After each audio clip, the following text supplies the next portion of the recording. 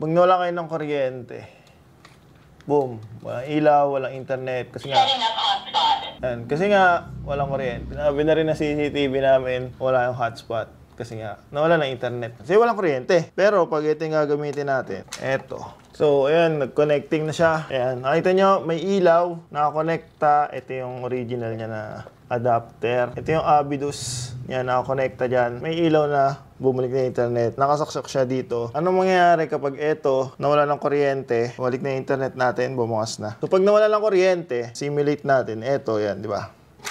Oh, nahugot siya. Pero, tingnan nyo naman.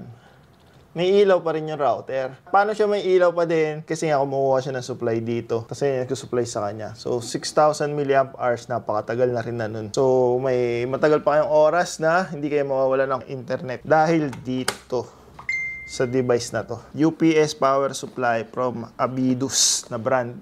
Ito, pwede mo siyang gamitin sa iba't ibang mga device tulad ng router, sa mga fingerprint scanner, sa biometric yan. Sa CCTV pwede rin. Tsaka ito, access control. Yan yung mga pwede mong paggamitan net. Sa package niya, ito, ganito yung package niya. Maliit lang na box. Tapos yung kasama niya sa loob. Wala nang manual. Ito lang, ito yung mismong box. Sa loob nito may baterya to na na-charge. Covered naman siya. And ito yung kabila niyang dulo. Usually sa mga router. Ayan yun. And then yung kabila, power cord. Pagsasaksak mo na. Nakalagay dito, 6,000 mAh yung kanyang capacity. Build quality. Maganda naman yung build quality niya. Ito solid talaga. Walang kumakalog sa loob. Material na ginamit. Maganda naman. Merong butas dito. Pwede mo siyang gawing mounting. Pagsabit mo sa wall. Tapos nandito yung kanyang specs. May butas dito. Pang ano yung ventilation niya din. Tapos ito yung mga cord niya. Ito, saktong-sakto to para sa mga very crucial na dapat hindi sila mawala ng internet connection tulad ng mga nag-work from home or yung may mga ginagawang project na dapat di mawawala ng internet connection. Pag sa router mo siya gagamitin. Pero sabi nga dito, pwede mo rin siyang gamitin sa iba't ibang bagay tulad ng fingerprint scanners, mga CCTV at kung ano-ano pa na dapat hindi maapektuhan na mawalan ng kuryente. So eto, sasaksak mo lang. Pag sinaksak mo, may indicator siya, may iilaw dyan sa loob. Ibig sabihin nakasaksak siya. Pero hindi pa nakakonekta yung dulo niya. Sasaksakan natin dito sa ano. Habang nakasaksak siya dyan, nag-charge siya dito. So, ito palagi siyang may charge. Pag nawala kayo ng kuryente, susupply niya yung router nyo para hindi kayo mawala ng internet, di ba? So, kung kailangan nyo din nito, dalagay nyo sa yellow basket. Check nyo na mga kapadyak.